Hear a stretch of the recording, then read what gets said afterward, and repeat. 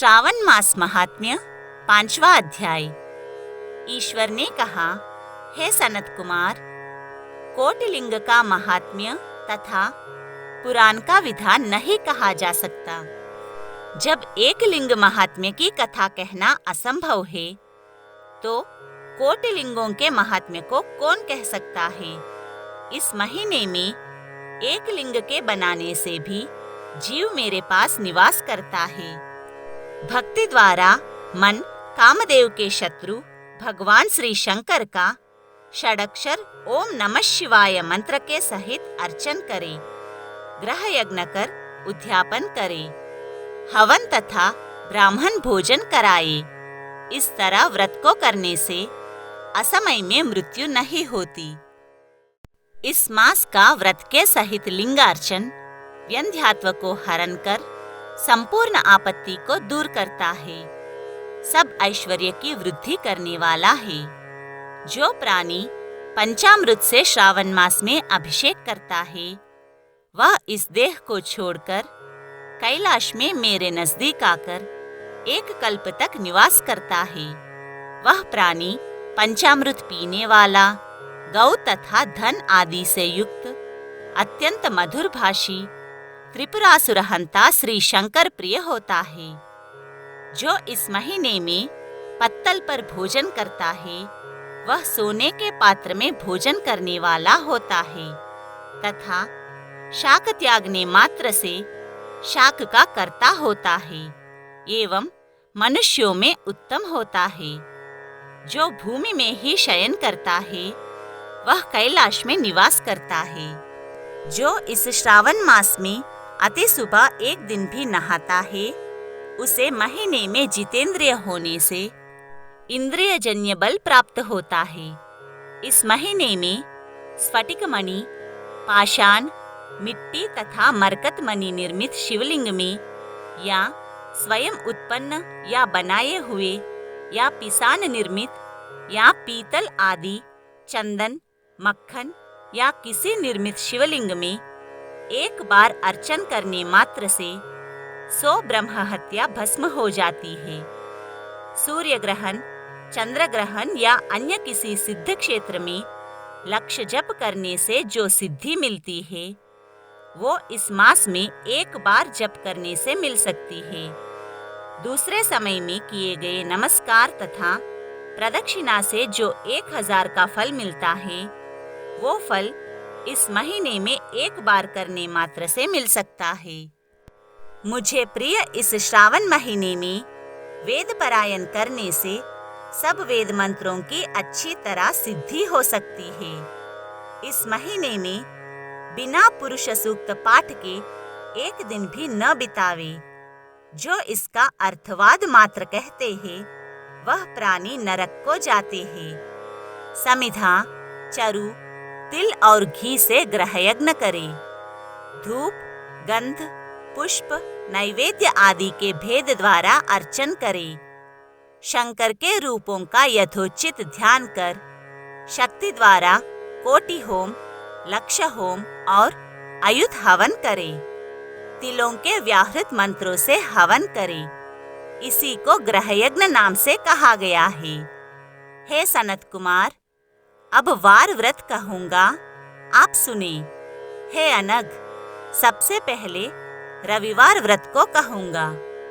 रमणीय प्रतिष्ठानपुर में सुकर्मा नाम का एक दरिद्र ब्राह्मण तथा कृपण भिक्षावृत्तियों में तत्पर था। एक दिन सुकर्मा ब्राह्मण ने धान्य भिक्षा के लिए प्रतिष्ठानपुर में घूमते हुए किसी गृहस्थ के घर में स्त्रियों को देखा। वे स्त्रियां आपस में मिलजुल कर रविवार के उत्तम व्रत को कर रही थी। उसी समय ब्राह्मण को देखकर उन स्त्रियों ने अर्चन को जल्दी ही ढक दिया। उस ब्राह्मण देव ने उन स्त्रियों से अर्चन विधि को जानने की जिज्ञासा की। हे साध्वी स्त्रियों, आप सबने क्यों इस व्रत को ढक दिया? आप दयालु हैं, मुझ पर कृपा करें। इस व्रत की विधि कहे, क्योंकि परोपकार के तुल्य तीनों लोकों में अन्य धर्म नहीं। समदृष्टि रखने वाले साधु पुरुषों को तो परोपकार ही स्वार्थ है। दरिद्रावस्था से मैं दुखी हूँ, यह उत्तम व्रत को मैं भी करूँगा। इस व्रत के विधान तथा फल को कहिए। स्त्रियों ने कहा, हे द्विज, यदि व्रत में उन्माद या प्रमाद, विस्मरण, भक्तिहीनता या अनास्था करेंगे तो इस व्रत को तुम्हें कैसे दे। उनकी ऐसी वाणी को श्रवण कर उत्तम ब्राह्मण ने कहा, हे स्त्रियों, मैं ज्ञानी तथा भक्तियुक्त उत्तम व्रत को करने वाला हूँ। इस तरह उसकी वाणी सुनकर उन स्त्रियों में से एक प्रौढ़ा स्त्री ने रविवार के व्रत तथा उसकी विधि उससे कही। श्रावण मास के शुक्ल पक्ष के पहले रविवार को मौन होकर उठे, ठंडे पानी से स्नान कर नित्य पान के पत्ते पर 12 परिधि वाला मंडल लिखे। उसको लाल चंदन द्वारा सूर्य नारायण के तुल्य गोलाकार लिखे। उस मंडल में संज्ञा नाम वाली स्त्री के सहित सूर्य का लाल चंदन से पूजन करे। घुटने जोड़कर भूमि पर स्थित होकर सूर्य के 12 मंडलों पर अलग अलग लाल चंदन से युक्त लावा तथा जपा पुष्प से युक्त धैर्य को श्रद्धा भक्ति से सूर्य नारायण को दे। अर्घ्य को रक्ताक्षत, जपा पुष्प और उपचारों द्वारा युक्त करे। नारियल, बीज और खांड शर्करा से युक्त सूर्य के मंत्रों को कहकर नैवेद्य दे। सूर्य के 12 मंत्रों द्वारा स्तवन करे। 12 बार नमस्कार करे, 12 बार प्रदक्षिणा करे और 6 सूत को एक में मिलाकर उसमें 6 ग्रंथि लगावे। उस सूत को सूर्य नारायण को अर्पण कर उसे अपने कंठ में बांध ले। 12 फल से संपन्न बायना ब्राह्मण को दे। इस व्रत की विधि को किसी से न कहनी चाहिए। हे विप्र, यो व्रत के करने से निर्धन प्राणी धनवान हो जाता है, पुत्रहीन प्राणी पुत्र प्राप्त कर सकता है, कोढ़ी कोढ़ से छुटकारा पा जाता है। हे विप्रेंद्र, विशेष क्या कहा जाए। जो भी जिस वस्तु की अभिलाषा करता है वह सब साधक इस व्रत के प्रभाव मात्र से प्राप्त कर लेता है। इस प्रकार श्रावण मास में 4 रविवार या 5 रविवार होने से व्रत करे। व्रत की संपूर्ण फल की इच्छा के लिए उद्यापन करे। हे विप्रेंद्र, इस प्रकार व्रत करने मात्र से सिद्धि होती है। वह ब्राह्मण उन साध्वी स्त्रियों को नमस्कार कर अपने घर चला आया। घर आकर जैसा वह सुनकर आया था वैसी सब विधि को अपनी दोनों कन्याओं को भी व्रत विधि बताई। उस व्रत के सुनने से और अर्चन तथा दर्शन मात्र से ही दोनों कन्याएं देवांगना के तुल्य व्रत विधि के प्रभाव मात्र से सुंदर हो गई और उसी दिन से उस विप्र के घर में लक्ष्मी निवास करने लगी। अनेक रास्तों से, अनेक निमित्तों सहित वह ब्राह्मण उस दिन से लक्ष्मीपति हो गया।